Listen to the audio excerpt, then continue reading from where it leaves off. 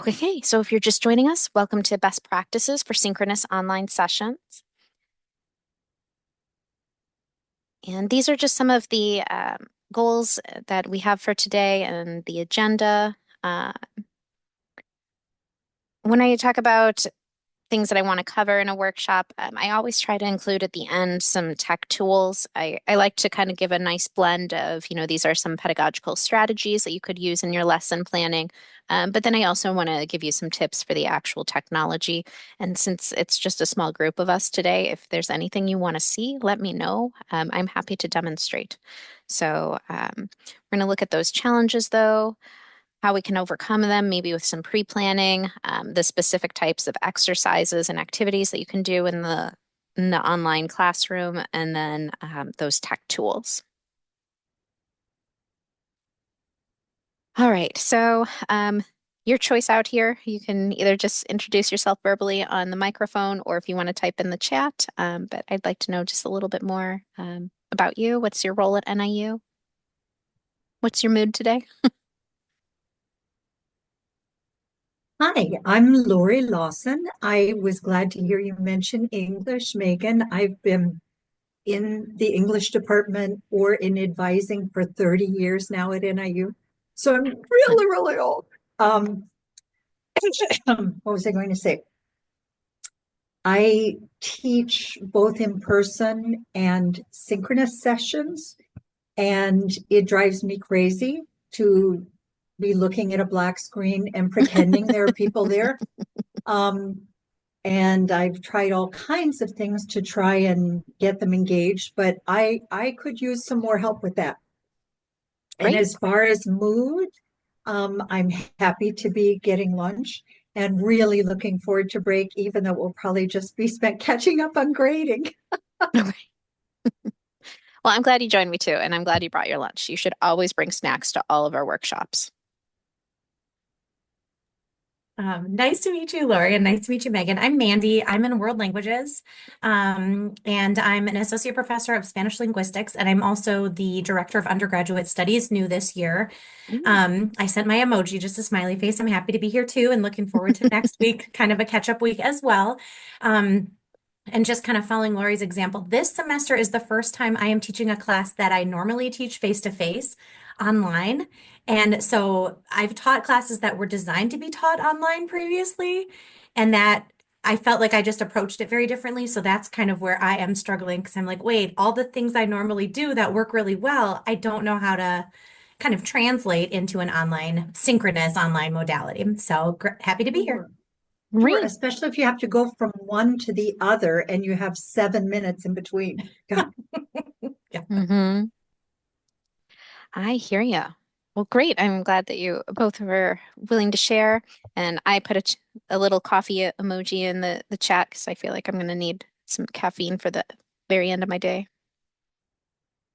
All right. Well, we don't need to do the whiteboard, so I'm actually just going to skip this slide. Um, and you kind of touched on this already, but in your opinion, what specifically makes synchronous online teaching different from face-to-face instruction? I feel like I end up preparing so like just tangibly much like double or triple the time for one online meeting because I have this feeling that everything has to be perfect since I can't just on the fly make adjustments. And then the other thing is obviously um I'm sort of like dealing with the tech issues that the students have during our class time, and so it kind of erodes our meeting time. I feel like those are some key things I'm noticing this semester. Yep, I definitely. definitely agree with those. Yeah. I think when you're teaching English or when you're teaching language, especially if you've been doing it for a while, a lot of what you do depends on the feedback you're getting from the students, a lot of which is body language. And Mm. so you're looking at them and seeing if they're confused or if they're angry or they're sleepy, and you're kind of trying to adjust. And the thing that's frustrating to me and that requires extra planning, and it does seem to take a lot more time, is to actually be connecting with the students and ascertaining both how they're doing as human beings and how they're doing on the coursework. Um, so the two things I've done in the online venue that I'm starting to do in my in-person as well for that are I post a dumb joke on the screen that they can look at as we're coming in. And then I do a check-in with a silly, how are you doing today on a scale of SpongeBob's or of squirrels or that kind of thing? Because when I would ask the students, how are you doing? Crickets.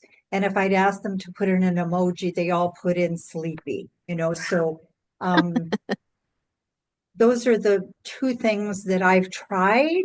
And then frankly, like today, I said, okay, guys, I'm losing it talking to this black screen.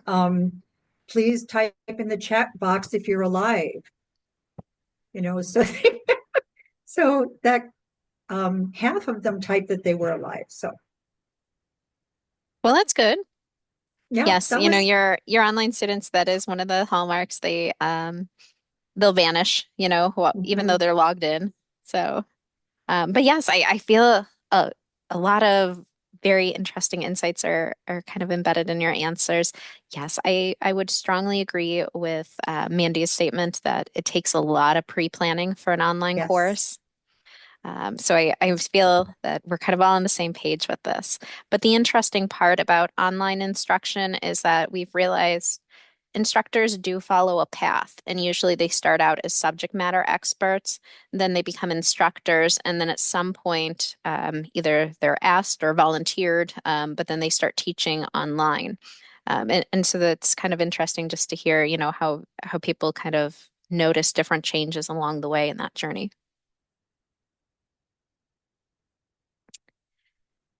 So this was actually something that I found from another university, University of Arkansas, actually. And so they were talking about some of the difficult changes that people observed when they transitioned to teaching online. And some of these were things that I think the two of you had mentioned. You cannot easily read body language, even if they have cameras on. Then students feel very frozen, like they just sit kind of perched in front of the webcam. But, it's not a natural position for them. They aren't leaning across the aisle to talk to other peers. So you can't really get that read on body language. You're not physically observing their work. You're not walking through the classroom. It does require extensive pre-planning, no walk-in office hours. And then people talk about feeling isolated. Students might feel isolated, and so do the instructors. So we had all of those things, which I think you both touched on.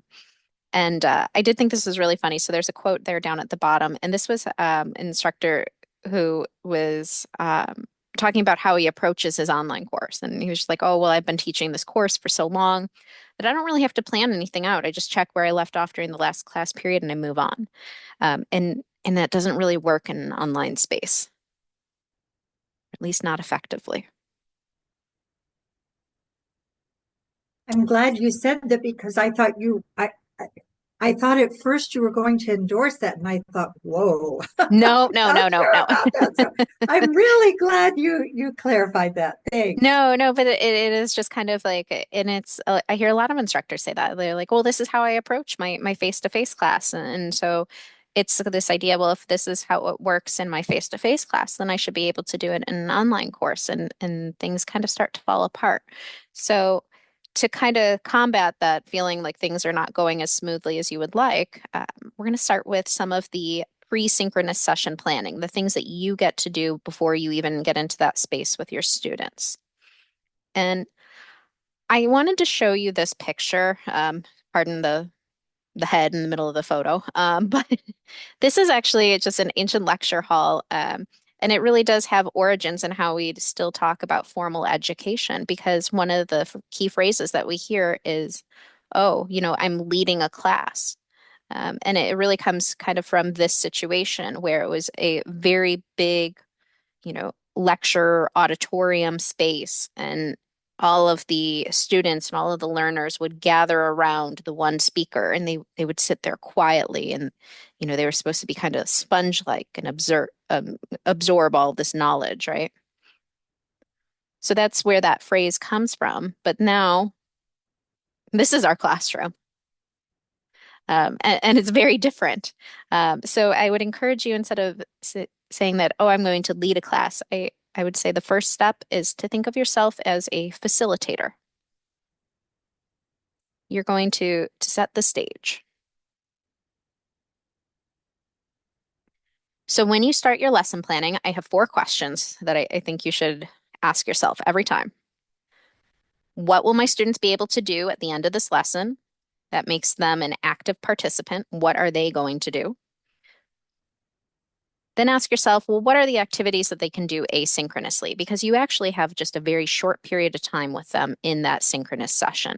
So you have to make a hard divide. What are the things that they can do on their own time? One of the things that they can do on their own time is they can probably listen to a lot of recorded lectures. So that might be something that you give up during, or maybe take away. Maybe don't have an entire session of lecture. Um, How can you minimize the lecture time? Well, that's again kind of ties into number 2. We want to get rid of passenger syndrome. Even though you're in an online class, your students should be active learners. So we're going to have to push some of that ownership onto them to take control of their own education. They might need a little bit of a nudge, but again, we don't just want them to sit there quietly. And then the 4th question for yourself is, what are my interaction requirements? There are 3 different types of interactions. There are the interactions that students have with you as the instructor. There are the interactions that students have with their peers. And then there are the interactions that students have with their course content. All 3 components are very important. So you're going to want to ask yourself, well, what are my interaction requirements? Try to see if you can hit all 3 components per synchronous session. Questions on that? No? Okay. So these are the things that I try to do when I prep for a class. I'm going to post an agenda. These are the things that we're going to accomplish. Tell them right off the bat so that they know. Students are kind of, curious what they're going to be doing in class. They like to have a good sense of what's coming. Put some break allotments in there. I think, Lori, were you the one who said that you had sometimes you post SpongeBob's and you ask them, what level of SpongeBob are you today? Yes. So another fun thing that I've done with my online courses is sometimes I'll play music. I just have a little speaker, but I'll signal when it's time to come back to class when the music comes off. So again, it's this idea that we're engaging students, with all their senses. And if you're getting really creative, you can even ask your students to help you generate a playlist. So every class they're listening to music. But yes, give them breaks, and you need breaks too. Assign pre-synchronous session activities. So they may needed to have listened to some micro lectures, or they needed to read a couple chapters of the textbook. But the general rule of thumb is if these things are required, you have to have follow-up activities. I had a boss who said, if I don't have some type of quiz or an activity related to the required readings, he was like, it's not required. He's like, they just assume it's optional. So you can tell them to have these things done before they come to class, and then just be upfront with them and tell them that there's going to be some type of an activity that's going to check their knowledge. So another thing that I like to do is I like to do pre and post surveys, and these are called forms if you're creating them in Blackboard. So this is another way for you to test students, knowledge. You can ask them to take a pre-test before they are exposed to a lesson, and then you give them a post-test. Now, some of these can be done in a small scale, at the start of a class, and then have the post-test right before they leave. They could be ongoing throughout the term too. So one of the things that I really like doing with my students, because I also needed to know, what was their incoming level of knowledge. I used to give them quizzes. I think I gave it something funny for a title. It was, are you a know-it-all? And I asked them all these questions about just college level writing. What is a thesis statement? Where is it located? What is the ideal length of a thesis statement? Um, and I might even give them a few points for it, but the points were based on completion, not on accuracy. And then I waited until the end of the semester and I gave them the same quiz. After they took that quiz, I handed back the first one, and then I would just watch students, and they were enthralled. They would compare their first answers to their last ones. They could see their progress over the course of a semester. You definitely want to incorporate student-led activities, and that takes some of the pressure off of you. You do not have to speak for the entire class period. It's exhausting and it's mentally draining. So you can definitely pass some of that responsibility to students. And you can assign specific tasks. I have been known to do that. I will not require cameras on because people have so many technology problems, but that doesn't mean that I won't call on them. So I'm just very upfront about that. And they can either turn on their microphone or they can type in the chat, but they will get called on.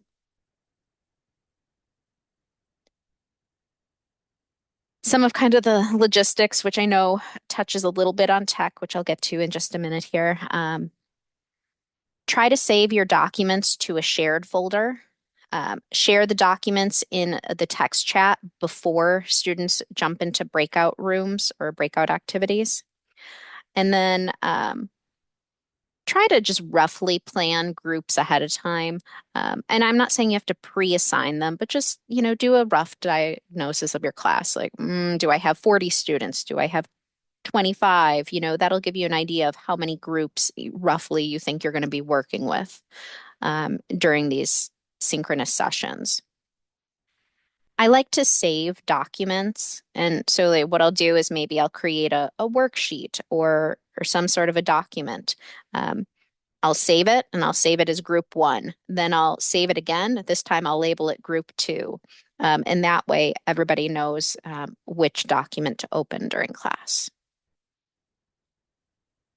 Your alternative is that you can let students use documents that you've saved somewhere, like in a folder in your Blackboard course.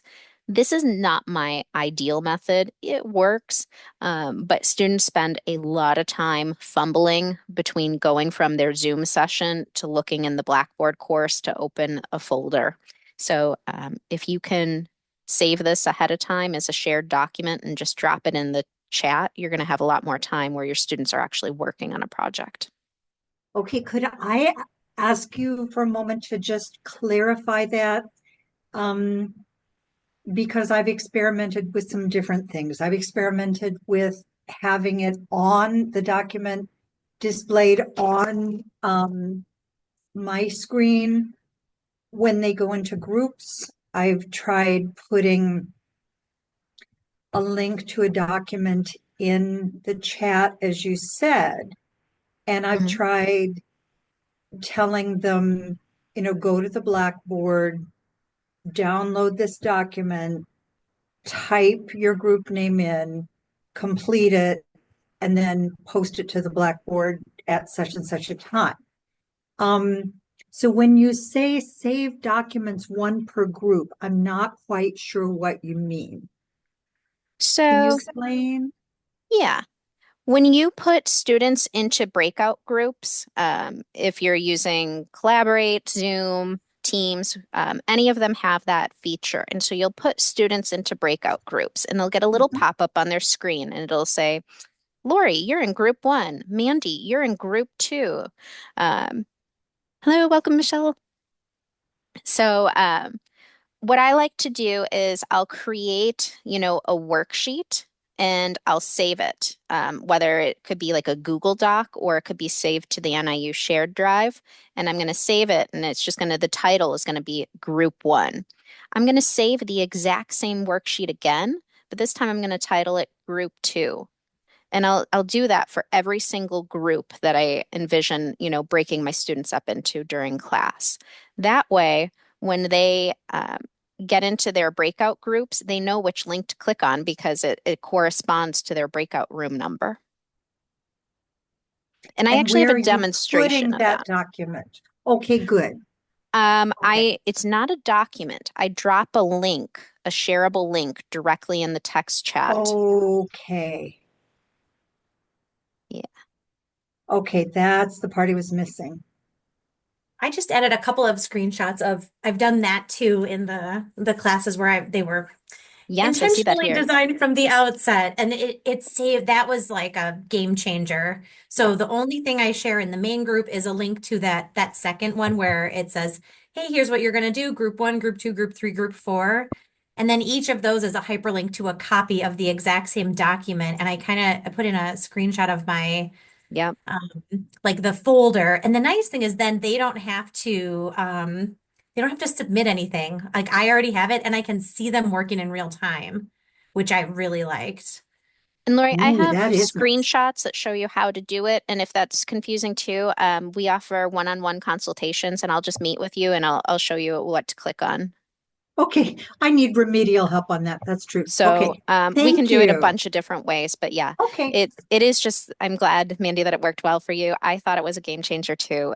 Instead of making students trying to go and find their worksheet in their class, and usually people have like one screen. They don't have two monitors set up, so Mhm. it's really helpful if they click on one link and they're in.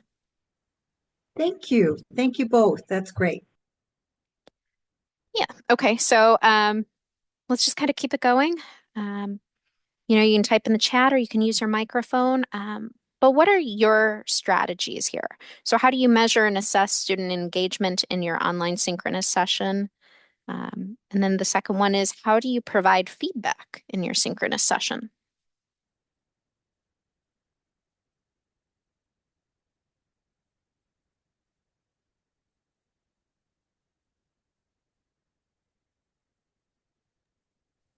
Um, this is Mandy. For measuring engagement and what in Zoom, which is what I'm using this semester, you can make polls kind of ahead of time and then deploy them during class. And it's nice because my students are supposed to have their cameras on. We kind of all voted on it at the beginning of the semester and they agreed. But it kind of helps gauge like, are they just logged on and then they went somewhere else, or are they, they'll respond or not respond. And then that kind of gives me a little bit of a litmus test for if they're there. It's not really engagement, it's actually more just kind of like basic attendance. Okay. Um, I do like with the live documents, like using OneDrive, being able to see, I can see each person's kind of cursor, and some people's cursor never, like they never open the document. So then I usually send like a private message to that student and say, hey, just checking in. Are you having trouble or are so kind of two concrete things. Great. Excellent. And you know that sometimes attendance is half the battle to getting them engaged. If we can get them to show up, then it's downhill from there. The things I will do is at various points throughout. Well, at the beginning, I do some kind of check-in and everybody has to either say something or type something in. And then at various intervals throughout the class, like I said, how are you doing today on the SpongeBob scale? I mean, it doesn't have to be serious, but it's actually kind of just checking to see if they're still out there and trying to engage them. And then the other thing is when they are in rooms, I go from room to room and just kind of drop in and will make comments or type into their chat, that kind of thing. And then as far as feedback, obviously, if I'm going into their rooms, I can verbally provide feedback. I also feel like since I cannot walk around the room and see how's it going with each individual person, and since my students are working on, they go from sometimes group projects, sometimes individual projects, that when they get to the individual projects, Um, I'll have them, for example, we're starting an annotated bibliography on an approved topic related to their field, and it's the first phase of their semester-long research project, which will culminate in a proposal. So I had them for today, I mean, for the first class, I had them send me a document that I responded to individually. Um, as to what their topic was and question them a little bit about what the controversy was. So they would email me what the key controversy was. And then today I had them do what I called a research plan, which was just what are your core research questions, um, and what are some key research terms that you might try. So I do feel like checking on their feedback requires a lot more time and a lot more of me checking things outside of class than in a an in-person question. I mean, maybe I'm doing something wrong. I'm probably doing several things wrong. Um, so the I feedback don't is think so. sometimes verbal, but a lot of it I'm having to do outside of class to have it be individual. Well, and I actually think that's a great way to engage your students, get them thinking about their coursework outside of just the space of that, maybe 1 hour that you have with them in a synchronous session and having them email you. That's another great way to engage them. Sometimes, students are shy about turning on a microphone in class, but you might get a lot of really good responses through text. So that's I think a really great idea here. And I see some other things coming in. Um, you know, Michelle was saying that you love polls and shareable documents to check if they're engaged. So, yes, a lot of different ways that we can interact with our students. So, these are just a couple of things that I have for you based on pedagogy of synchronous sessions and breakout rooms. These are the things that they can do if they're executed with thoughtful intention. It can help to create connections. Maybe they don't know anybody else in the class. So you're physically breaking them up into different groups that can kind of take them out of that social isolation feeling. You are there again to facilitate collaboration. You're humanizing your course, right? They know who you are. They recognize your face, or they hear your voice, or they even recognize the way you respond to them, via email. Um, you can give them even just some written feedback in a text chat, even just in a synchronous session that's available too. But you can help them become better critical thinkers through brainstorming and problem solving activities. So yes, there's a lot of things that can be done here. Now I have some suggestions for you on maybe what you can do with your breakout room activities because I think sometimes they start to feel a little stale. So I like to use the self-enroll option for breakout rooms for this one. I call it a four corners, or it could be more, debate. Um, and this is a great thing that you can do early on in your class, just to get them talking. It's an icebreaker activity. Of course, you could pick any topic you want. So this was just, I don't know why I picked this one, but this is what came to mind. Um, so you start the class and you ask them to talk about something. Um, Public schools should never ban books, and they have to decide, do they strongly agree with that statement, mostly agree with the exceptions, somewhat disagree, or strongly disagree. And they'll self-enroll in a group and they're going to find peers in the same group as them. But the interesting part is that people sometimes arrive at the same answer for very different reasons. And so they're going to start talking about their logic once they hop into their selected groups. So this is kind of a nice opportunity for them to kind of, assert their own opinion, right?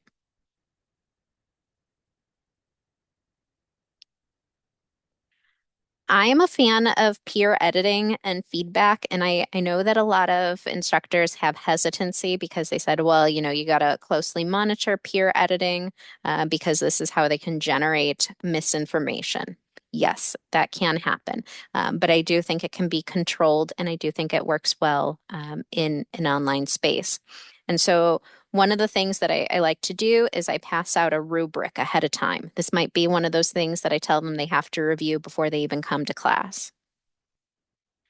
And then I'm going to give them a set of questions, right?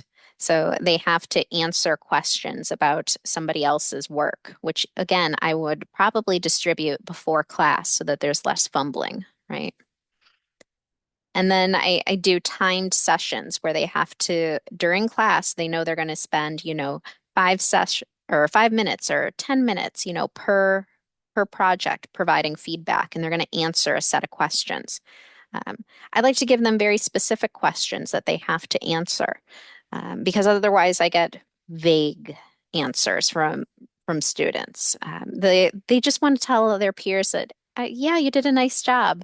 So instead, I ask them specific questions. Again, I said my background was in English. I might ask them to identify the strongest statement in their essay. I might ask them to identify the weakest statement in the essay. And so they have to give all this feedback to their peers. And at the end of the class, they're going to receive feedback from a variety of peers. And I think students really enjoy this. I've watched them. They actually get really into reading all of the commentary. They actually want to hear from other people. And so again, it's taking some of that pressure off of you. Um, so I think this can be very effective.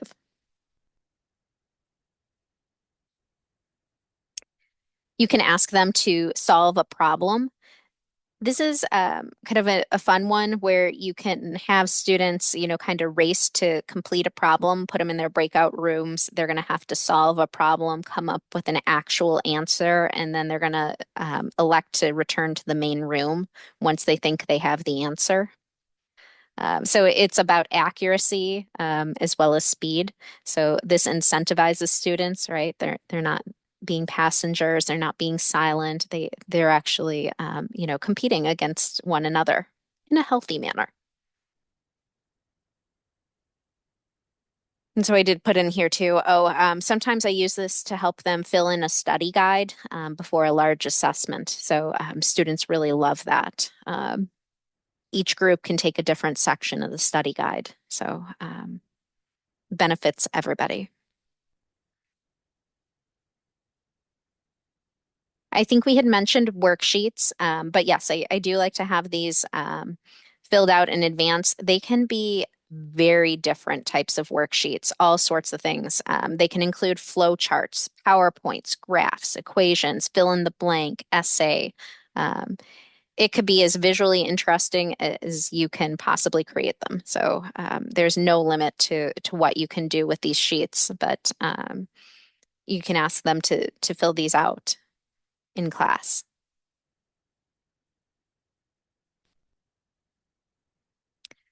This is one that I happen to really like, and I was surprised how much students enjoyed it. I was surprised how much I enjoyed it. The first time I heard about this was actually during the pandemic. So this is when a public library came up with this idea to create a Hogwarts digital escape room. Um, and so these are the links. I can share these with you too after the workshop. But the entire game, even though it's to, a Harry Potter or a Hogwarts theme, the entire game is just logic. They have math questions, they have, grammar questions embedded in there. And so students can do this either on their own or you can put them into groups. I was able to recreate this very effectively using, I think it was Google Forms. And the best part was at the end of the exercise, the groups received a score and they knew how many questions they got right. And then they could go back in and review the ones that they got wrong. So it isn't something that I could do for every single class, but I found it very effective if I wanted students to study for particularly like a large assessment. This was the one that I did. I created the escape room using Google Forms. Um, Mine was called the plant apocalypse. I don't know, but all the plants, they were killer plants. It creates customized learning paths too. That was the other thing I forgot to tell you. So you can ask a question, and if somebody gets it right or a group gets it right, they can move on to a different style of question. If somebody gets the question wrong, you can direct them to a similar question so they can continue to practice that knowledge until they get it right. So the interesting part is at the end of the game, the groups are each going to get a different score, and they also might have had different questions based on how they responded. It's a lot of fun. All right, so I promised a couple of other interactive activities. Now, one of the things that I like to do is I set up mandatory office hours during my synchronous session.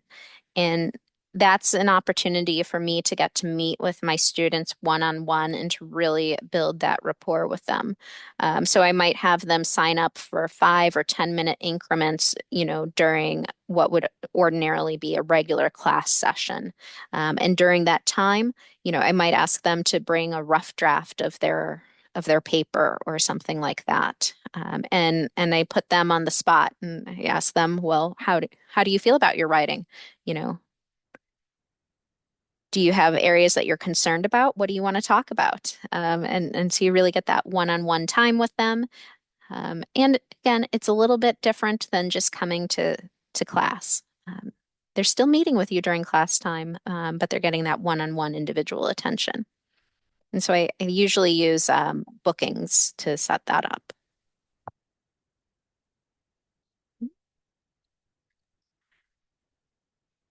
I call these exit slips. I don't know. I know they go by a lot of names. You might have a different name for them, but beyond just basic attendance points, I need to get feedback from my students. And there are different ways that I can do this, but before they're allowed to leave the class, and I'll preface it like, sorry, this is how you're earning your attendance points, so you have to fill out this slip of paper. But you have to answer these questions. So these are just some of the questions you could ask. Summarize today's lesson in one sentence. What are the main points or topics from the lecture material? How does this relate to current events? Where have you observed XYZ in a social context? Number 6 is a really interesting one. How could I improve this lesson plan? If you're feeling like you don't get that feedback until the end of the course when students fill out their course evaluations, go ahead and pepper those in there periodically, but ask them, what could be improved? You might get some really useful feedback.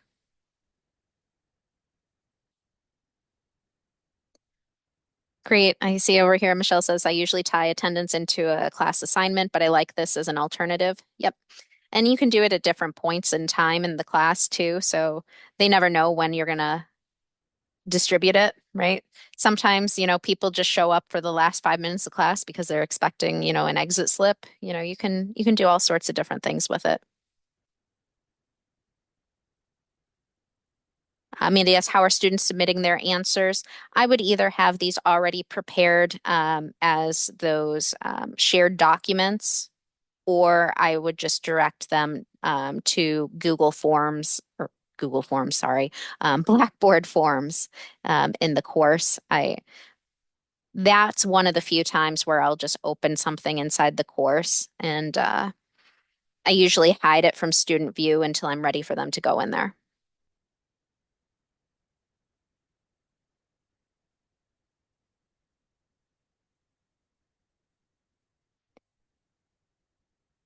I also like to do what I call a discussion waterfall. So I see that some of you are already typing in the text chat. Students generally, I think, are pretty comfortable with the text chat.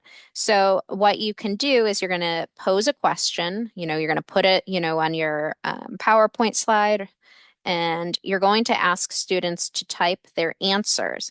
But you're not going to let them post until you give the okay. So everybody's typing, you're going to give them 2 to 3 minutes, whatever amount of time you want to give them. And then you say, okay, everybody stop typing and hit post, and all the answers come in at the same time. And so the nice part about that is you get authentic replies from the students. You know, they aren't just hiding and saying, "Oh, I agree with Michelle," right? They all had to contribute a unique idea and they all had to post them at the exact same moment. Um,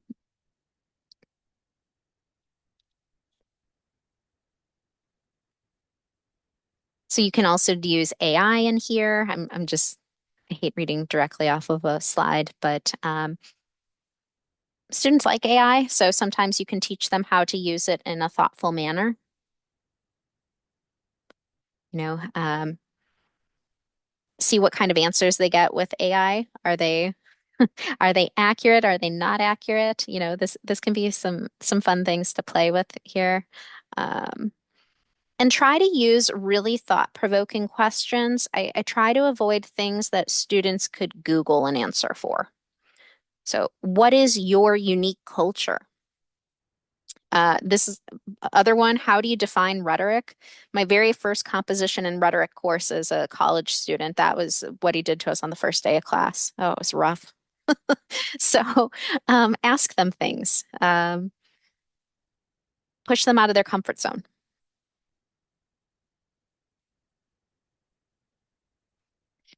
Try to energize your students. You can do random group selection, um, self-enroll groups based on a topic of interest. That is actually very interesting to incorporate into the class. It does give students kind of a sense of autonomy, and they might be more willing to share ideas with you. We had already talked about completing an activity or solving a problem together. Um, I like this one a lot. Ask them to create a concept map. There's a bunch of different tools that they can use this for, or that they can use to create a concept map. One of the interesting things is if any of you use Zoom for your course sessions, each group can build their own whiteboard. So, and then they can save their whiteboard activity and then they can, you know, submit it to you at a later date. So I think that's always really interesting. And they're the owners of the whiteboard. Even though you maybe created the Zoom session, they're whoever opens the Zoom whiteboard is the owner of that particular board. So they can save their image and then they can send it to you. And then they can also, you know, if they're all working on creating a concept map in their groups and then you bring them back together as the full class, you can ask the person who opened the whiteboard to share it on the screen. So lots of different options there. And yes, I do love the idea of developing a healthy competition. I think students enjoy it too. So, you know, you can ask them to work on a project, work on a problem. Whoever comes up with the answer first, you know, they get their first choice of, you know, topic selection for the next project or, you know, something along those lines.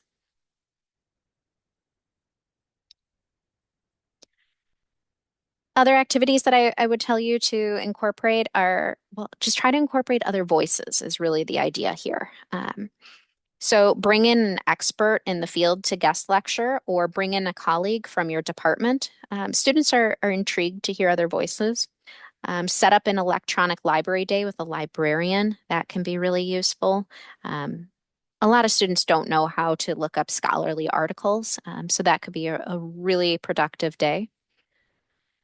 I also like the idea of creating a Shark Tank style competition and have a group panel review each group presentation or each group submission, and a panel of experts is going to weigh in on, you know, how they did. Even though your session together with students is really kind of, you know, this idea of everybody's at home and they're in front of their computer. The thing about online students is that they have a whole surrounding to explore. So ask them to go out into their surroundings and bring back their findings to the class. And so I've talked about this one before, but I just thought it was so effective. There was a nursing instructor who was just astonished at the strange personal protective equipment that people were trying to assemble during the pandemic. And though they had very good intentions, some of the things that they were using as face coverings during the pandemic perhaps did not, block out any type of, pathogens, if you will. So she asked her nursing students to go out and to look on the internet and to find, different images of, um, assembled personal protective equipment, and they would evaluate it together. And they would say, would this actually block the spread of germs? I thought that was very, very creative. They had people who took like an acrylic box and they put it over their head, but then they poked air holes in it. Was that effective?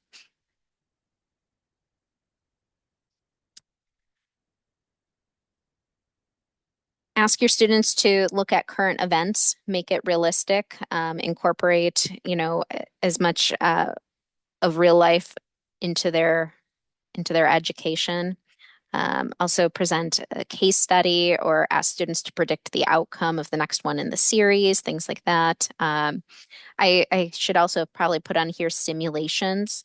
So I know one instructor was teaching history, and she did have access to, through a grant, virtual reality equipment. And so she was just like, well, I've been asking my students to talk about, these horrible events that have happened throughout history, earthquakes, floods, etc.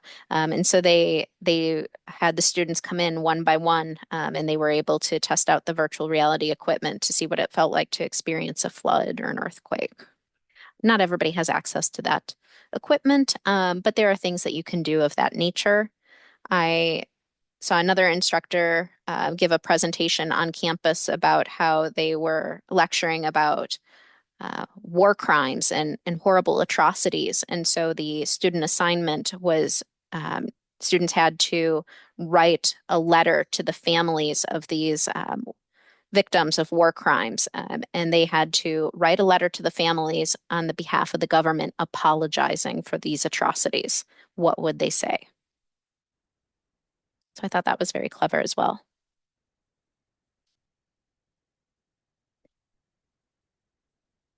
Questions?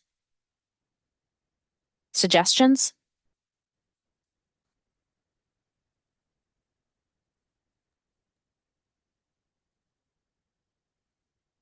I really appreciate the ideas that you shared, and I would welcome the access after class to the escape rooms, your Mhm. ideas for that. I have a link to my Possible. escape room if you want it, so you can test it out. It was the plant apocalypse, but yeah, Okay, but yeah, it's a good example. And yeah, I'll share all these kind of links and everything that you see in the slides here. I'll share that in a follow-up email with all of you. great. Thank you. Yeah, thank you so much, Megan. No problem. I know we've got just a couple minutes. So this was the part that we were talking about earlier, Lori, about creating shareable documents. I just wanted, yes, we've Mhm. officially arrived at the end, the technology tips. So I use the shared drive and I use shared drive. So you just go to niu.edu and then, so this is the screenshot of the website. And at the top, you'll see a thing that says quick links and you can go to Office 365.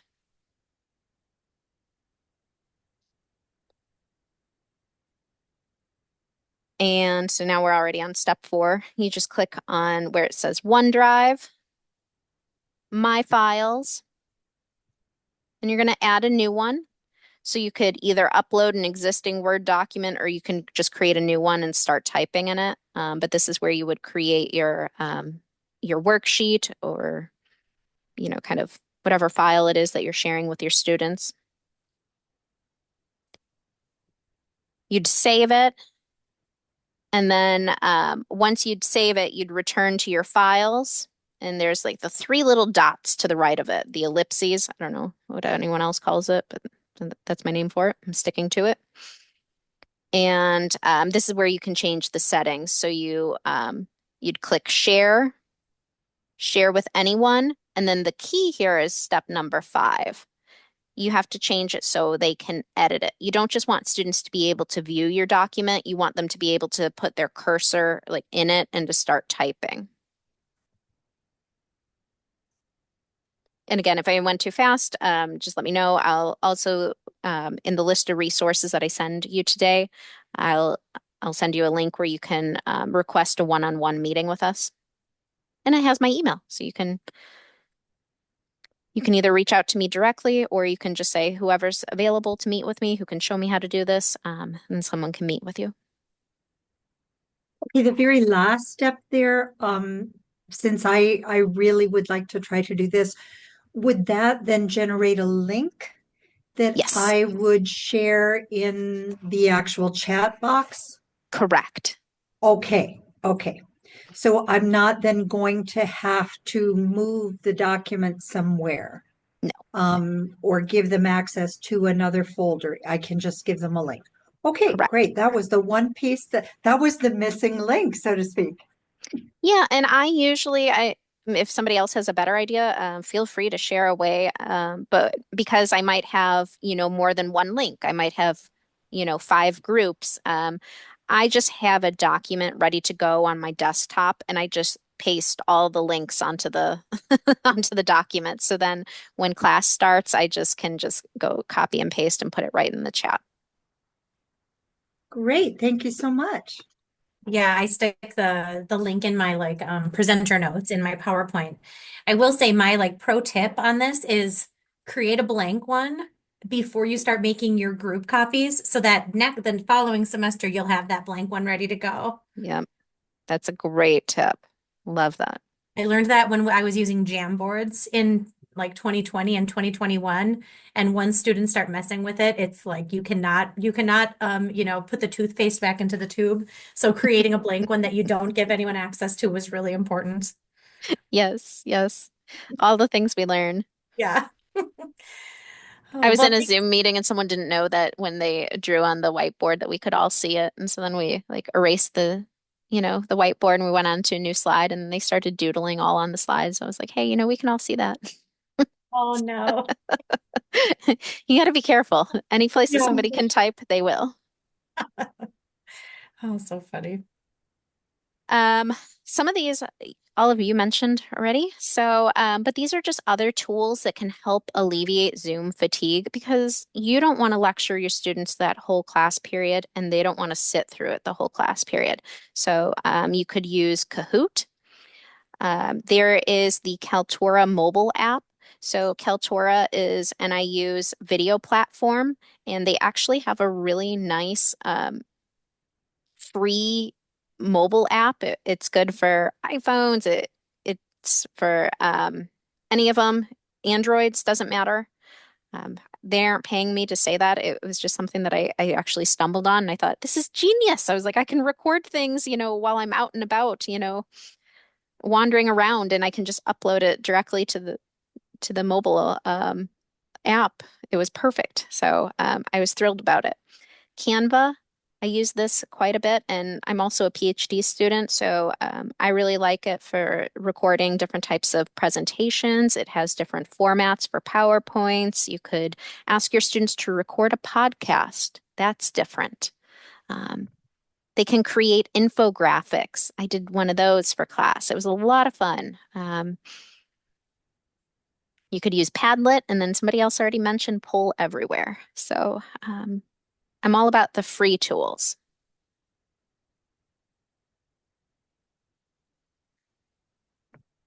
All right. So these are the potential benefits. And going back and I'm swiping this from University of Arkansas. You're going to get diverse learners in your online classroom because these could be working adults who have a lot of experience. These could be, people who are at every corner of the country, maybe even out of the country. I was in a class with somebody who was in China, I think. It was wild. So you will actually see more interaction from students who self-identify as introverts. So they sometimes are scared to to actually speak and raise their hand, but if you give them those opportunities to type in the chat and things like that, if you give them those exit slips where they can tell you what they learned, you're going to get a lot more interaction from them. We always get the adult learner perspectives. You can get some insightful reflections from your students. I would tell you to try to build in some activities where they have to reflect. And then I think for us as educators, we get some awareness about our own pedagogy and, the strengths of our teaching and areas where we can still improve. So, and this is a more uplifting quote than the first one. So, um, this is from an instructor who teaches online, says, well, I get to know my students really well because we use a lot of written communication, and they share details with me that they would probably never bring up in class.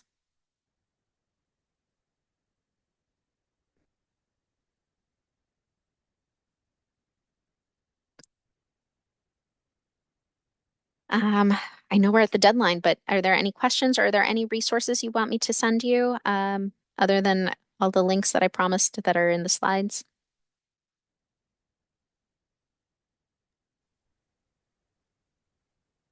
No, it was very, very helpful. I really appreciate it. Cool. Thank you. All right, I'm going to stop the recording.